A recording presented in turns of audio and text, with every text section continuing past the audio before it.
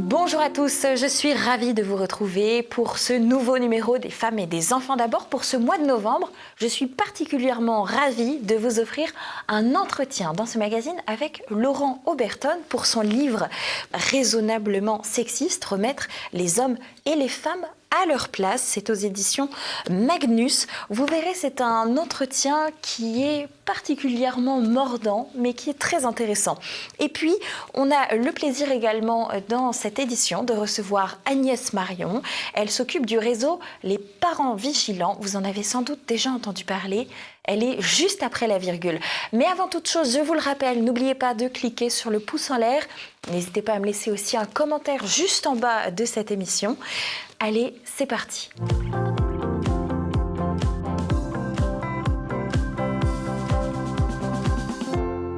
Bonjour Agnès Marion. Bonjour. Alors, vous êtes mère de famille nombreuse, vous avez 6 enfants, bravo. Merci. Vous êtes également porte-parole de la campagne, vous aviez appelé ça « Protégeons nos enfants » chez Reconquête, c'est pour le réseau Parents Vigilants, on va en parler tout de suite. Et puis vous êtes également collaboratrice de Marion Maréchal, vous êtes sa directrice de cabinet, très exactement. Sa chef de cabinet, oui, sa chef de cabinet. Est-ce que vous pouvez nous présenter le réseau Parents Vigilants ? Oui, alors le réseau Parents Vigilants, il est né en septembre 2022, donc on fête nos 1 an. Lors des universités d'été de Reconquête, Éric Zemmour avait dénoncé le grand endoctrinement qui, notamment, passe par l'instruction de nos enfants à l'école. Et donc, en fait, on a lancé une plateforme qui permet aux gens de manifester leur intérêt, leur souci de l'école, leur souci aussi de leurs enfants, du coup. Et sur cette plateforme, on a la possibilité de déposer des témoignages d'endoctrinement à l'école qui ont pu être subis par des élèves.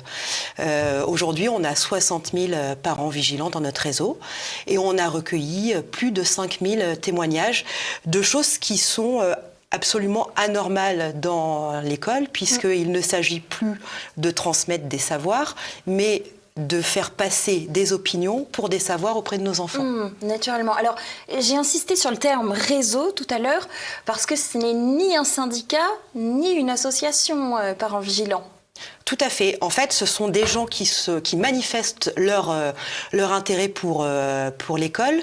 En fait, cette initiative, on a presque été nous-mêmes surpris par notre succès parce qu'en fait, on s'est rendu compte qu'elle répondait à un vrai besoin des parents qui ne savaient pas comment interpeller l'institution scolaire.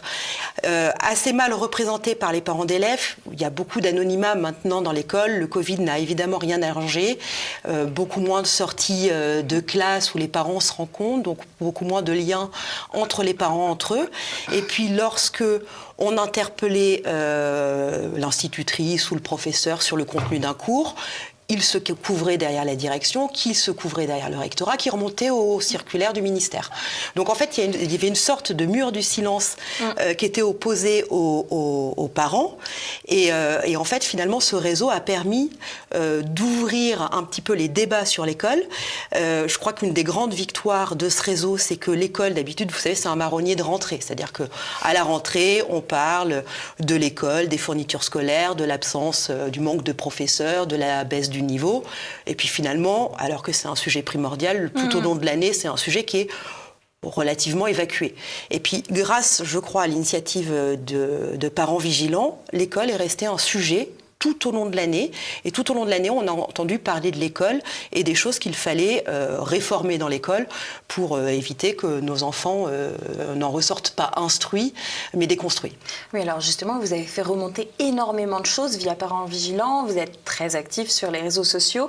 Quels sont vos chevaux de bataille ? Qu'est-ce que vous ciblez le plus ? J'imagine le wokisme, l'éducation sexuelle, sans doute aussi. Effectivement, une des grandes choses que l'on voit à l'œuvre à l'école. Les cours d'éducation sexuelle qui sont parfois des cours de sexualisation des enfants, parce que ça va très loin. On a eu des témoignages complètement affolants. Il y a des explications sur les fellations en classe, notamment. Il y a eu dans certaines Absolument. écoles. Oui, on a découvert des choses qui sont proprement scandaleuses. Et c'est souvent, d'ailleurs, ces cours d'éducation à la sexualité qui sont voulus par le ministère de l'Éducation nationale, qui interpellent beaucoup et qui choquent les parents, surtout quand ça va très loin, comme vous le disiez, avec effectivement des enfants qui ont appris ce qu'était une fellation, la sodomie, etc. Des âges au totalement primaire, inappropriés, naturellement. Au primaire, donc voilà et c'est souvent ça qui trouble beaucoup les parents, parce que là, je pense qu'en fait déjà on rentre dans l'intimité de l'enfant et en fait on dépossède les parents d'une relation privilégiée qu'on a avec son enfant, de lui apprendre la vie, sa transmission, toute la dimension affective et donc ça c'est vrai que c'est un sujet qui concerne beaucoup les parents et on a reçu beaucoup de témoignages là-dessus. Nous, ce qu'on a pu identifier avec 5000 témoignages, et on est en train de les recenser, et on sortira bientôt un livre blanc pour que tout le monde en prenne connaissance. Alors d'abord, l'entrisme islamique à l'école, qui est vraiment très prégnante. Alors on l'a vu, ça a fait l'actualité, la baya, etc. Mais il n'y a pas que ça. Il y a des petits-enfants qui sont mis de côté par leurs camarades parce qu'ils ne mangent pas de porc, des menus halal et bien notés halal sur les sites d'un conseil départemental, par exemple. Donc des atteintes à la laïcité. Des professeurs qui font cours en Camille aussi, des surveillants. Exactement. Donc voilà, donc ça c'est vraiment on a beaucoup de témoignages à ce sujet. C'est évidemment très très inquiétant. C'est évidemment très inquiétant quand on voit ce qui est arrivé à ce malheureux Dominique Bernard. Donc voilà, il n'y a pas que ça. Il y a aussi d'autres entreprises idéologiques, le lobby pro-immigration qui est extrêmement présent avec des expositions dans le hall des établissements scolaires sur l'accueil du migrant, sur le fait qu'il faut absolument les accueillir, que ce sont des pauvres gens. Donc tout ça joue beaucoup sur l'émotion de nos enfants à un âge où leur discernement n'est pas encore construit. SOS Méditerranée, qui est une ONG pro-migrants, qui a pignon sur rue et qui a un agrément de l'Éducation nationale pour pouvoir venir animer des ateliers. Et puis évidemment, le lobby wokiste et LGBT avec des cours de déconstruction des identités sexuelles de nos enfants. Alors récemment, vous avez eu une grande victoire qui a d'ailleurs beaucoup inquiété le système. C'est Éric Zemmour qui l'a annoncé notamment sur son compte Twitter. Plus de 3500 sièges pour les parents vigilants aux élections des parents d'élèves. Est-ce qu'il y a eu des listes parents vigilants ou alors ce sont des parents de parents vigilants qui sont rentrés en fait dans ce réseau-là, des parents d'élèves?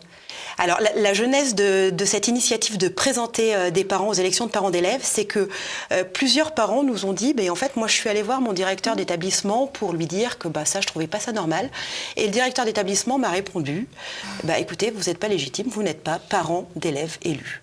Alors ok, c'est une belle façon de se débarrasser très bien, rapidement. voilà, exactement. Et nous, en fait, on s'est dit, mais en fait, c'est vrai qu'il y a ce droit qui est ouvert à chaque parent qui scolarise son enfant de se présenter. Puis on a un petit peu oublié de l'exercer, ce droit. Donc en fait, on va rappeler à notre réseau qu'ils peuvent le faire. Et puis notre réseau peut en discuter autour de lui de manière à susciter des vocations. Et c'est vrai que nous avons obtenu 3500 sièges. Donc c'est une belle victoire. C'est tout petit par rapport au nombre de parents vigilants, mais pour une première année, c'est une très belle victoire, et je suis convaincue que nous allons encore susciter d'autres vocations et que nous aurons encore plus de parents élus l'année prochaine. Avec plaisir, on vous recevra pour en parler en tout cas. Avec joie. Vous avez organisé un colloque la semaine dernière. Dernière question à Anaïs Marion. Où est-ce qu'on peut vous suivre? Comment est-ce qu'on peut vous soutenir? Et pourquoi pas vous rejoindre? Alors évidemment, oui, vous avez raison, nous avons organisé au Sénat un colloque samedi dernier pour reprendre notre action tout au long de l'année et puis pour évoquer les grandes entreprises d'endoctrinement qui touchaient nos enfants, et puis également comment est-ce qu'on pouvait reconstruire l'école avec des tables rondes, avec des intervenants extérieurs également. Vous avez eu des belles personnalités qui sont venues. Oui, tout à fait. Nous avons Sophie Aubuget de SOS Éducation, Samuel Fitoussi qui a écrit écrit un livre sur le wokisme. Bérénice Levé, qui est en plus elle-même professeure, donc qui a beaucoup à dire sur le sujet.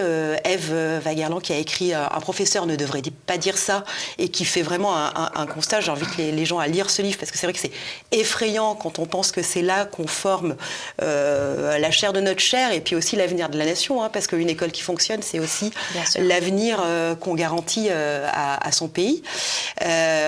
Donc voilà, donc on a pu évoquer tout ça, ça a été un grand succès. Et si les gens veulent nous rejoindre, je les invite vraiment à le faire. C'est vraiment une cause qui est hyper importante, primordiale. Hein. Je crois que c'est même la première des causes. Ils peuvent aller sur notre site internet, parents au pluriel -vigilants au pluriel.fr, et nous contacter, éventuellement déposer des témoignages si eux aussi ils ont été témoins de dysfonctionnements graves dans l'éducation nationale. Merci beaucoup Agnès Marion. Le lien pour vous rejoindre est juste en dessous dans la description. Les téléspectateurs en ont l'habitude. On passe juste après la virgule à l'entretien avec Laurent Oberton.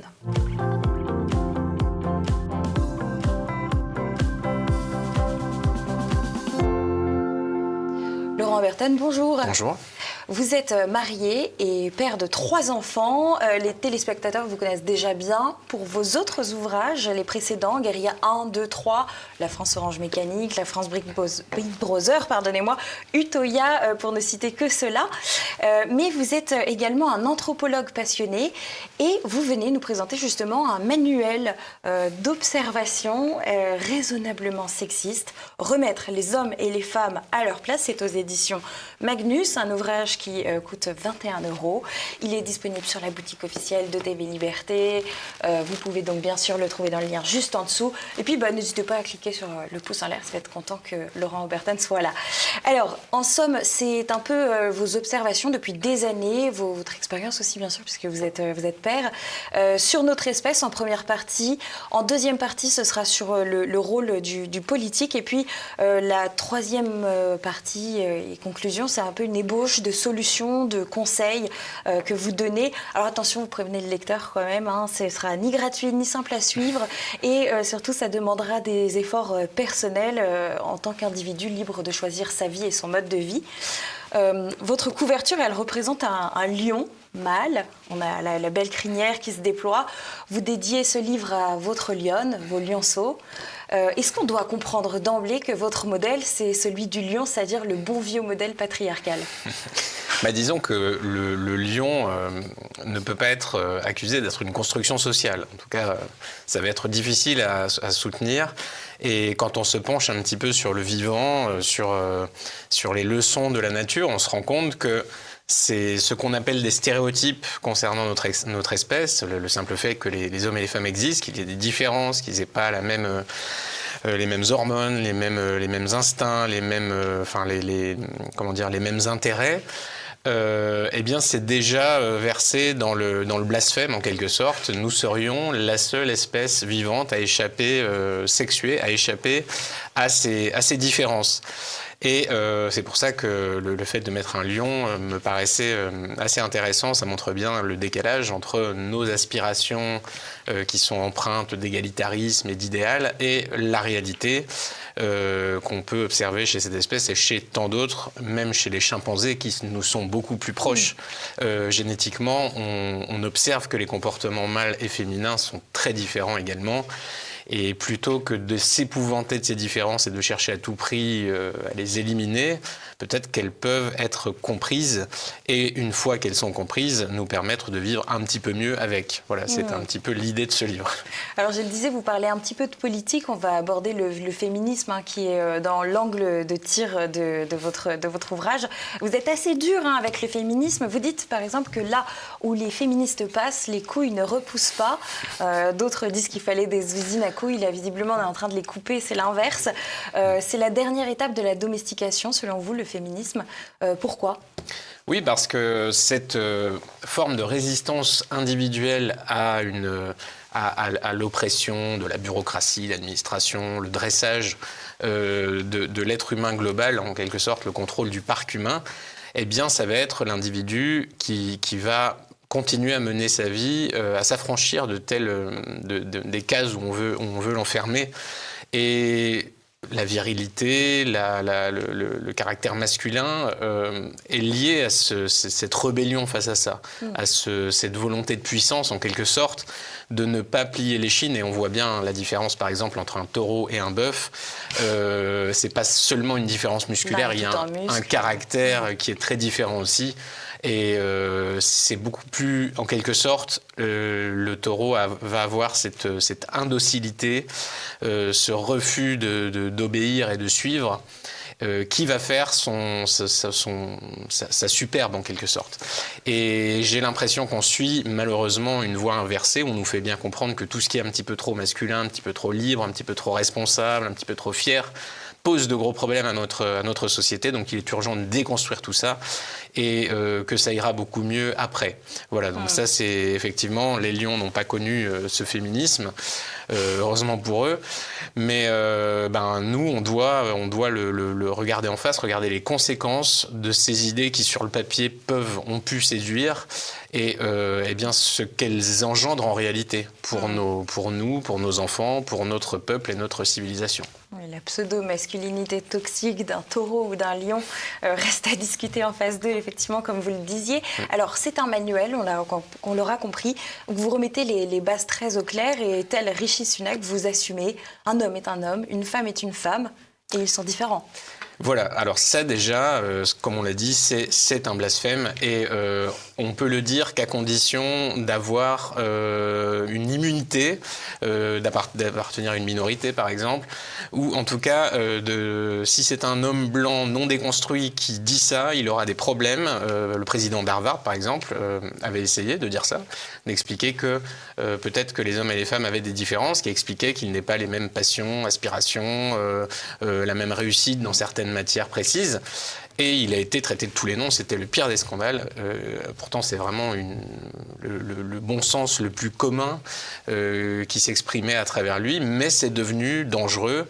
Et malheureusement, nos déclarations, notre comportement social est régi par des normes écrasantes qui repose sur un chantage permanent, c'est-à-dire soit vous êtes déconstruit et vous pensez comme il est convenu de penser dans les grands cercles médiatiques, culturels, politiques, soit vous déviez et c'est intolérable. Et donc nos anathèmes, sexistes, racistes, transphobes sont là pour vous ramener dans le droit chemin. Et donc le troupeau reste là où on veut qu'il reste. Alors, le livre Raisonnablement sexiste commence par la mise en scène d'un coït. On assiste au trajet du spermatozoïde qui va jusqu'à la tant attendue ovule. Et puis, il finit par des conseils sur l'éducation des enfants. C'est un peu l'histoire de la vie selon Oberton, en fait. Bah oui, un petit peu. C'est vrai que comprendre d'où on vient, comment un tel va choisir un tel, pourquoi pas lui, pas un autre, ce qu'impliquent les notions de fidélité, la sexualité, et évidemment à son tour assumer cette mission de transmission, et partant d'éducation et tout ce qui va avec. On se pense au-delà de notre simple existence. Nous sommes que les vecteurs d'un héritage génétique qui nous est laissé et qu'on doit à notre tour laisser. Sinon ça n'a pas beaucoup de sens. Sinon, la vie, on s'amuse un petit peu et extinction des feux et merci, bonsoir. Très bien, mais malheureusement, à notre époque, beaucoup ont perdu de vue cette réalité transcendantale. La seule, comme j'écris dans le livre, la seule transcendance véritable de l'être est quand même de laisser, de se reconduire en quelque sorte. C'est la vie après sa vie en fait. Exactement, et c'est pas interdit de le faire avec un peu de réflexion. On n'est pas obligé de le faire avec n'importe qui, n'importe comment. On peut y consacrer quand même un petit peu de temps. Et malheureusement, à notre époque, c'est quand même assez stupéfiant puisque c'est ce qu'on a de plus important à faire. Et c'est peut-être la chose à laquelle on va le moins réfléchir. On va réfléchir à tout un tas de choses, la géopolitique, les passions, des stratégies, des jeux, des machins, de la technique et tout ça. Et ça va rester les choses les plus ignorées par notre espèce. L'amour, l'attirance, comme je l'ai dit, la sexualité, l'éducation. On préfère laisser ça à l'État et au planning familial. Et à mon avis, on a tort. Il y a beaucoup de spécialistes du Covid, de la géopolitique selon les instants et peu de l'amour et de la parentalité finalement. Ah oui, exactement. Alors, si vous regardez l'actualité, vous allez avoir toutes les semaines, des spécialistes du Covid, de l'Ukraine, d'Israël, de machin, il y a des spécialistes abondent, mais de ces sujets-là, qui sont pourtant très intimes et très permanents, eh bien, c'est beaucoup plus dur. Et on voit des gens qui sont brillants dans leur spécialité et qui ont une vie familiale ou conjugale qui est complètement lamentable. Et c'est dommage de ne pas mobiliser aussi ces ressources intellectuelles à réussir cette part de la vie qui est, à mon avis, la plus primordiale. Oui, vous le dites, d'ailleurs, c'est quelque chose de magnifique d'avoir un enfant, mais c'est aussi quasiment, vous utilisez ce mot, un acte antisocial aujourd'hui, sauf pour Jean-Kévin et Alison. Pourquoi est-ce que ça devient impossible aussi d'avoir des enfants comme ça, selon vous ? Alors parce qu'on nous explique, à nous autres éco-anxieux que nous sommes, que c'est un bilan carbone épouvantable. Et en plus, nous, alors d'autres peuvent le faire, mais nous sommes très coupables. Nous sommes blancs, hétérosexuels, héritiers d'une civilisation qui a eu la colonisation, etc. Donc en gros, nous reconduire est déjà presque offensant et oppressant. Donc prière de s'abstenir, c'est mauvais pour la planète, ça tue les ours, etc. Donc ne le faites pas. Ou si vous le faites, en tout cas, éduquez votre enfant dans les normes progressistes pour qu'à son tour, lui, renonce à se perpétuer.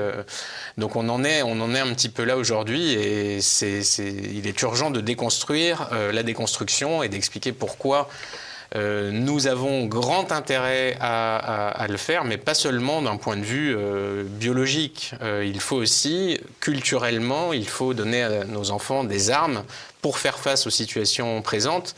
Et souvent, il y a aussi, j'entends beaucoup ce discours-là, on va vous dire, mais je ne veux pas faire d'enfants dans ce monde-là, parce que c'est terrible, c'est dur, il y a beaucoup de souffrance, mais c'est la vie, elle est comme ça.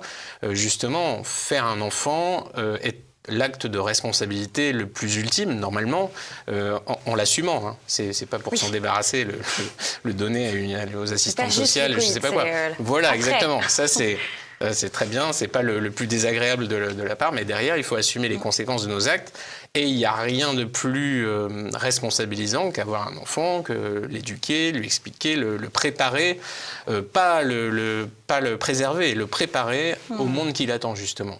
Et si on n'a pas confiance en son propre capital génétique, celui de nos ancêtres, etc., pour justement retourner la situation à son avantage, eh bien là c'est sûr, autant se suicider tout de suite. Alors justement, vous essayez de faire en sorte de donner des clés à vos lecteurs pour retourner la situation à leur avantage, précisément. C'est presque du développement personnel, finalement, pour un réac, vous êtes vachement dans l'air du temps. Oui, alors ça c'est vrai. Je plaide tout à fait coupable sur ce point. C'est beaucoup plus facile parce que le français aujourd'hui va passer son temps à dire c'est pas nous, c'est Macron, ils sont très méchants, c'est ceux qui tirent les ficelles, vous savez, les théories, voilà. En tout cas, ce sont des gens très puissants. Moi, je suis très impuissant, ça me va très bien. En tout cas, c'est pas moi, je peux rien y faire, je subis.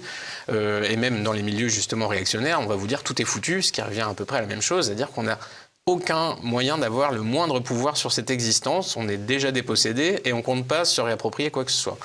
Et mon discours est de dire, vous avez un levier d'action formidable qui est vous, et c'est le plus facile, le plus proche, c'est beaucoup moins risqué qu'un bulletin de vote ou quoi que ce soit d'autre, ou que l'État ou que n'importe quel auxiliaire. Donc, eh bien, penchez-vous sur vous, vous avez des moyens très concrets d'améliorer votre quotidien, ce que vous êtes, vos proches à tous les niveaux. Vous pouvez être l'exemple de votre clan ou de votre village ou que sais-je encore. Et à partir du moment où on refuse cette simple démarche, c'est vraiment qu'on est dans un refus complet du vivant. Et qu'on est on est lourdement part du problème. Parce qu'on n'aura pas des solutions extérieures miraculeuses si nous, on se complaît dans l'attentisme et le désespoir. Donc il faut que Monsieur Moyen se tourne vers lui, se fasse violence. Moi, j'aime bien violenter mon lecteur un petit peu, le secouer, lui mettre le nez dans son... Il n'est pas en reste, hein, ça c'est voilà, mais on a besoin de un petit peu ce coup de pied bien placé pour prendre conscience que, non, c'est pas les autres, c'est nous, c'est maintenant, et notre vie, elle est trop précieuse pour qu'on la gâche à attendre un miracle. Donc il faut que ça vienne de nous. D'ailleurs, vous le précisez, je crois que c'est quasiment au début de l'ouvrage, il faut quitter la ville. Ah oui, alors ça, l'homme doit s'épanouir ailleurs. Pour le coup, la ville est quand même un vecteur vraiment dramatique.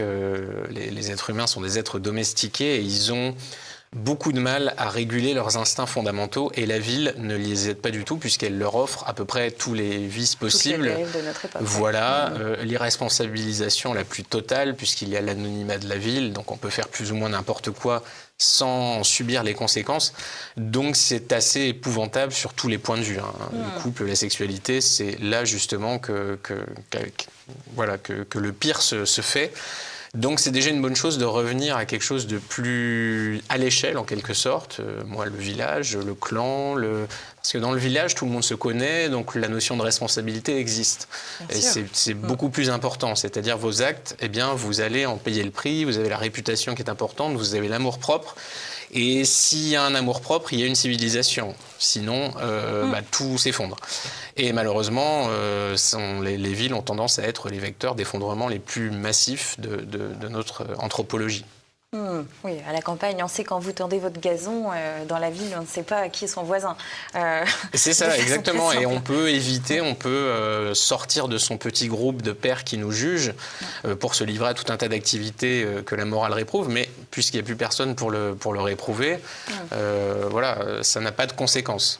Alors, vous donnez un conseil pour les femmes aussi qui m'a interpellée, c'est de ne pas perdre trop de temps dans les études.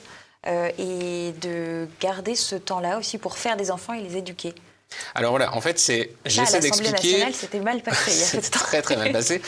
Il ne faut pas rater le train.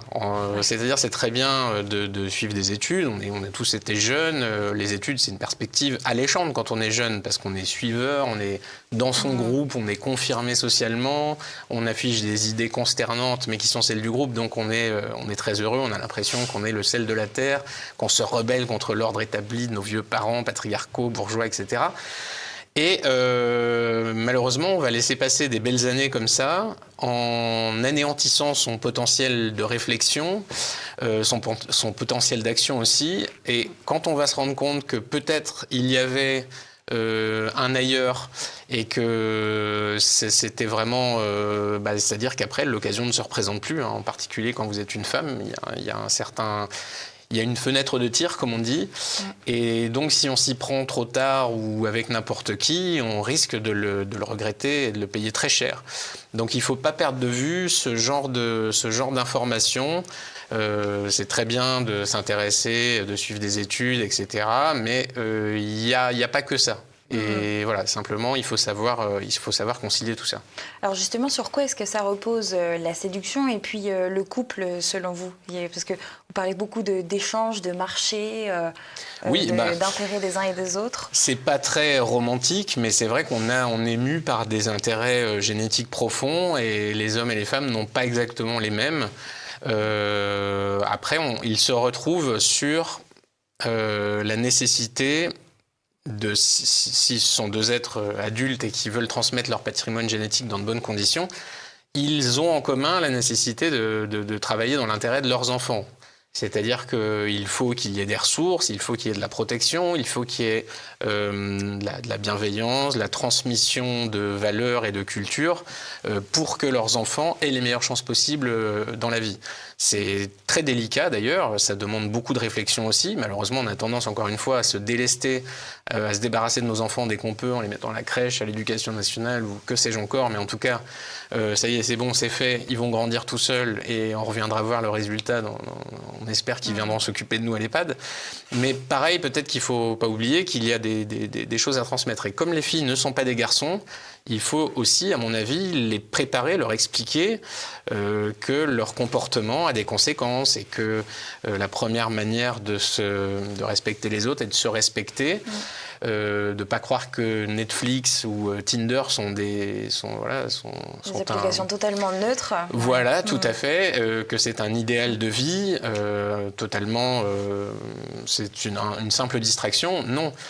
En particulier pour les femmes, j'insiste beaucoup là-dessus, parce que les femmes n'ont pas du tout la même... c'est-à-dire la valeur d'un rapport sexuel entre un homme et une femme est très très différenciée. Les hommes n'ont pas une forte valeur sur ce point de vue, puisqu'ils ont des gamètes abondants, et que les dames, en revanche, les ovules sont rares et sont chers, et un acte sexuel a beaucoup plus d'importance pour elles puisqu'elle porte l'enfant, etc. Donc c'est elles sont fondées à sélectionner bien plus méticuleusement leurs partenaires. Alors que les hommes n'ont pas du tout cette même contrainte, exactement. Et les dames, d'autant plus, ont intérêt à sélectionner soigneusement le partenaire si, après, c'est une association à deux dans l'intérêt de l'enfant. Si on prend comme la lionne quelqu'un qui va ensuite se barrer vers d'autres aventures et surveiller tout ça de très loin, eh bien, ces enfants auront moins de chances de réussir dans la vie. Donc, il faut choisir son partenaire avec grand soin. Et l'homme, évidemment, a tout intérêt aussi à choisir quelqu'un de responsable, de fidèle, etc., de prévenant, d'attentif. Enfin, tout un tas de bonnes raisons qui sont parfaitement conservatrices et bourgeoises, c'est certain. Mais n'empêche que, dans l'intérêt de l'enfant, c'est mieux quand même. Vous dites tout de même que l'amour est un état de vulnérabilité. Est-ce que vous pouvez nous expliquer ? Alors c'est Schopenhauer qui avait fait cette réflexion en nous expliquant que l'amour était tout ce que la nature, en quelque sorte, avait trouvé pour surmonter l'aversion des hommes et des femmes les uns pour les autres. Schopenhauer était très misogyne, je pense qu'il avait beaucoup de problèmes relationnels avec les femmes. Donc en gros, il disait, sans ce vulgaire piège de nos sentiments qui nous rendait complètement stupides le temps que la chose se fasse et que le divin enfant arrive. Le divin enfant arrive, voilà. Il fallait cette période d'aveuglement et d'affaissement de la volonté. Alors, l'image est un peu excessive, mais il n'a pas tout à fait tort. C'est un rappel biologique supérieur, parce que c'est effectivement, s'il n'avait pas l'amour, s'il n'y avait pas l'attirance des êtres les uns pour les autres, ce serait beaucoup plus difficile de concevoir dans de bonnes conditions. Et c'est une sorte biologiquement, on va vous dire que c'est une sorte de prolongement de l'attachement parent-enfant, mais cette fois-ci entre deux êtres adultes. On voit bien que les amoureux se comportent un petit peu comme des enfants d'ailleurs. Et cet attachement, plus il est durable et plus il est solide, eh bien plus il est bénéfique à l'enfant et à la cellule familiale en général. Vous parlez de l'infantilisation, justement, vous faites un rappel qui est très intéressant pour les femmes. Vous leur rappelez de ne pas trop infantiliser l'homme qu'elles se sont choisi, parce qu'elles ont choisi un homme et pas un enfant. Et également, vous dites aux hommes de rester autonomes avec cette phrase « Aucun homme ne prendra feu s'il change une couche ». Vous êtes antisexiste là, finalement. Un petit peu, parce qu'on voit bien ces discours actuels de dire il y a des réactions féministes. Moi, j'en ai de la vie. Voilà, exactement. Voilà. Il y a le féminisme et il y a par réaction monsieur qui a un petit peu peur de tout ça et qui va dire moi je suis un vrai bonhomme, madame elle reste dans la cuisine, elle parle pas aux gens, etc. C'est dommage parce que si on considère que sa femme est un être comme ça inférieur, finalement c'est à soi qu'on se fait du mal aussi, puisque ça veut dire qu'on n'est pas, on prend quelqu'un qui est censé être un autre, comment dire ? Le couple c'est deux personnes, voilà. C'est aussi une troisième personne. Il va être comptable de notre image et donc si on en est là, c'est qu'on a très peu d'estime de soi, on est très peu sûr de soi et c'est comme les couples extrêmement jaloux qui empêchent l'autre de vivre, qui sont bien plus étouffants qu'aimants. Et voilà, il y a beaucoup de leçons, enfin pas de leçons, c'est un grand mot, mais d'appels à réfléchir à soi dans les relations, la manière des fois dont les couples entre eux sont extrêmement méchants et pernicieux. On connaît tous des couples comme ça qui passent leur temps à se donner en spectacle, à s'agresser mutuellement. Ce sont des tentatives de renforcer, de vérifier, de renforcer leurs liens qui sont affaiblis ou en tout cas ce sont des gens qui sont très peu sûrs d'eux et qui ont très peur que ça se passe mal parce qu'ils doutent de leur propre valeur. Et c'est ça aussi, si l'autre va voir ailleurs ou a envie de voir ailleurs, c'est sûrement parce que nous avons fait défaut aussi. Donc il faut être dans notre intérêt, dans l'intérêt du couple, il faut toujours viser l'excellence. Vous dites qu'il faut s'accomplir d'ailleurs avant de devenir père et mère respectivement. Disons que c'est mieux parce que c'est beaucoup mieux. On a de bien meilleures chances de rencontrer quelqu'un de valable si on l'est soi-même. Parce que encore une fois, il n'y a pas de miracle. La princesse formidable qui va s'enticher du malheureux balayeur, etc. Ça n'arrive pas toujours. Et donc, plus on sera plus notre personnage sera flatteur et abouti, accompli, plus il a des chances de retrouver son miroir quelque part du côté du sexe opposé. Et donc plus l'association aura des chances d'être fructueuse. Alors, vous avez un message aussi quand même dans ce livre pour ceux qui ne peuvent pas avoir d'enfants ou ceux qui ne veulent pas en avoir. Est-ce que vous pouvez nous en faire part? C'est en quelques lignes, mais vous ne les oubliez pas. Alors, ils ne peuvent pas, c'est possible, ils ne le veulent pas, voilà. Moi, encore une fois, je ne donne pas de grandes leçons, je dis ce que je pense, mais ça arrive malheureusement. Eh bien, si on ne le peut pas, ça a toujours existé d'ailleurs, on peut toujours, tout n'est pas perdu, ça ne veut pas dire qu'il faut s'ouvrir les veines tout de suite, on peut quand même contribuer à s'améliorer et à se faire exemple. Et dans l'intérêt du groupe, du clan, de notre famille, on peut être un excellent oncle ou je sais pas, un excellent ami, une figure. Et encore une fois, dans l'intérêt de ce collectif. C'est vraiment une de mes marottes en ce moment, c'est de dire que le collectif n'est rien sans l'individu fort, et c'est l'individu fort qui va faire le collectif fort. Sinon, c'est pas la peine d'attendre, ça viendra pas tout seul. Donc, même celui qui n'a pas d'enfant peut tout à fait aller nous permettre d'aller dans le bon sens. Finalement, si je résume, et vous me direz si ça vous convient, pour remettre les hommes et les femmes à leur place, il faut redonner respectivement de la virilité à l'un et du discernement et de l'amabilité à l'autre. Oui, encore une fois, on a vraiment c'est pas la peine d'opposer ou de nier nos spécificités, hein, parce que effectivement, on n'est pas exactement. Les hommes sont beaucoup plus de nature, beaucoup plus compétiteurs. Ils sont plus portés sur la prise de risque. Et justement, ce sont des qualités qui les feront détecter par ces dames. Et inversement, les dames qu'on dit qu'elles ont beaucoup plus de sentiments ou d'émotions, je pense pas qu'elles en aient beaucoup plus, mais elles savent beaucoup mieux s'en servir. Elles savent beaucoup mieux les transmettre. Elles ont un pouvoir psychologique beaucoup plus développé et abouti que les pathétiques lourdeaux qu'il nous arrive d'être. Et je pense vraiment que ces qualités n'ont pas à être opposées. Malheureusement, le féminisme a tendance à toujours se baser sur les vertus masculines. Cette fameuse compétition, on voit bien que les femmes devraient être des hommes comme les autres. Et on dénie la spécificité féminine, le pouvoir féminin sur le clan, qui est un pouvoir de lien vraiment essentiel, fondamental. Malheureusement, le féminisme a été très anti-femelle, comme dirait Dora Muto ou Marguerite Stern, et a consisté à détruire la femme, la mère, la bonne épouse, et à donner une vision très péjorative de tout ça. Et c'est absolument malheureux, puisque quand on voit les enquêtes d'opinion, on se rend compte que les femmes, avant tout, aspirent à être des femmes et pas des hommes comme les autres. Donc chacun, à mon avis, doit s'accomplir dans sa voie et ainsi, je pense qu'on s'appréciera d'autant plus, on se comprendra d'autant plus si on se comprend nous-mêmes. Merci beaucoup Laurent Oberton. Je rappelle votre ouvrage Raisonnablement sexiste, remettre les hommes et les femmes à leur place. C'est aux éditions Magnus, un ouvrage mordant, mais vous savez où vous mettez les pieds. Quoi qu'il arrive, on parle de tout, de sexe, de la taille du sexe, de réputation, de la jalousie, de l'adultère. Tous les travers des uns et des autres seront exposés. Vous observerez tout sous les moindres coutures. Mais c'est aussi plein de bon sens. Et ça, dans les femmes et les enfants d'abord, on aime beaucoup. Merci.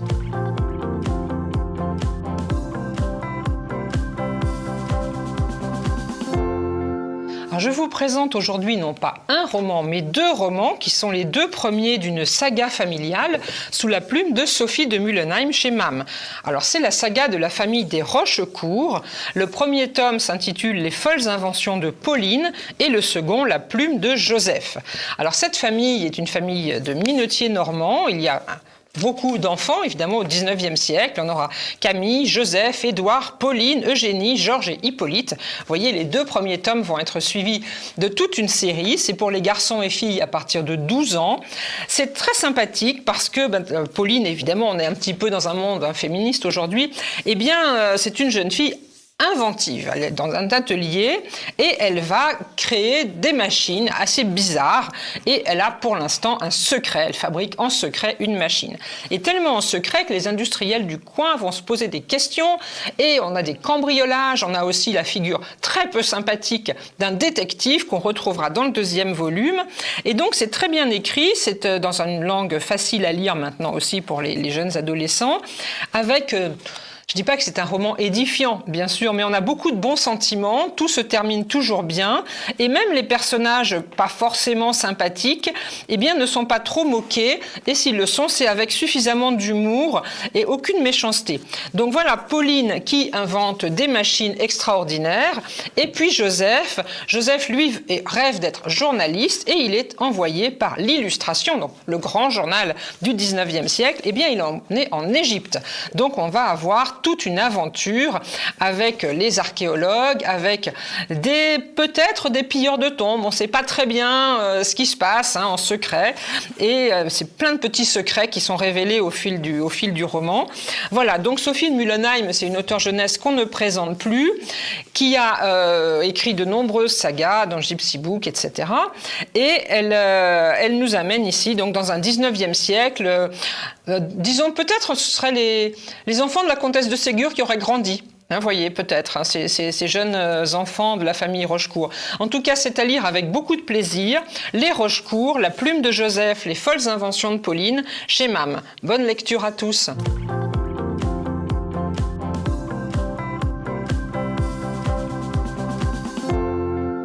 La maison sur la dune de Nils Thorez et Odile Santi pour les aquarelles aux éditions Courtes et Longues. C'est un vrai outil de transmission par les yeux, par le cœur. En ce mois de novembre où nos pensées vont parfois vers ceux qui nous ont quittés, eh bien nous suivons une petite fille, Lou, qui pour la première fois avec son papa et sa maman retourne en Bretagne sur la maison sur la dune. Et pour la première fois, la grand-mère n'est pas là. Qui doit faire son deuil principalement? Eh bien, la jeune maman.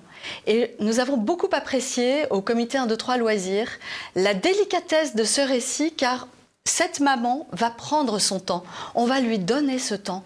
On la regarde partir sur la plage, marcher, reprendre ses bottes. Il y a 1000 objets, 1000 souvenirs dans cette maison qui a beaucoup de charme, qui nous rappelle cette grand-mère qui n'est plus là, mais qui est encore présente.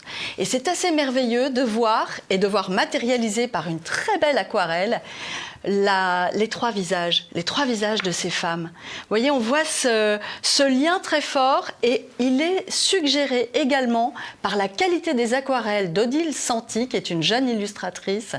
Elle sait laisser passer la lumière, ne pas tout montrer, et toujours une possibilité d'aller plus loin, comme une espérance.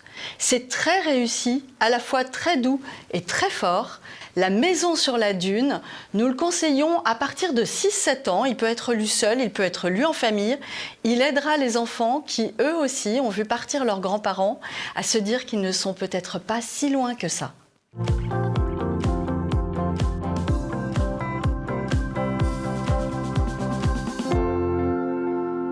Et voilà, c'est déjà la fin de cette édition. Je vous le rappelle, avant de passer à l'illustration du mois, n'oubliez pas de cliquer sur le pouce en l'air. Également, laissez-moi un commentaire. Et puis, vous pouvez partager cette émission. Il y a forcément des parents autour de vous que ça intéresse. Et c'est nécessaire pour l'algorithme. Si vous voulez que cette émission continue et gagne en succès, eh bien, le petit commentaire et le petit pouce en l'air sont loin d'être des gestes anodins. L'illustration de ce mois-ci, c'est une illustration de Coucou Pauline qui parle des devoirs à la maison. En effet, nous sommes proches de la rentrée scolaire et parfois les petits oublis que l'on avait lorsqu'on était enfant finalement se reproduisent lorsque l'on devient maman et que l'on oublie les devoirs de nos propres enfants. Merci à tous de nous avoir suivis. Je vous dis à très vite sur TV Liberté.